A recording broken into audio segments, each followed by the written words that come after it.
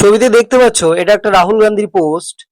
এখানে আমি কোনো রাজনৈতিক বিষয় নিয়ে আলোচনা করব না। দেখো এখানে লেখা আছে দেশ কি ইউবা, দেশ কি স্টুডেন্ট, দেশ কি জেন জেড অর্থাৎ জেনারেশন জেড। আজকে আমরা আলোচনা করবো এই জেন জেড বা জেনারেশন জেড কি জিনিস। দেখো, যাদের জন্মসাল 1946 সাল থেকে 1964-র মধ্যে, তাদেরকে আমরা সেই প্রজন্মের নাম কি বেবি বুমার্স অর্থাৎ দাদু ঠাকুরদার সময়কাল। এবং যাদের জন্মসাল বা জন্ম সময়কাল 1965 থেকে 1980 সালের মধ্যে, সেই জেনারেশনের নাম হচ্ছে জেনারেশন এক্স বা জেন এক্স অর্থাৎ বাবাদের প্রজন্ম বা বাবার প্রজন্ম।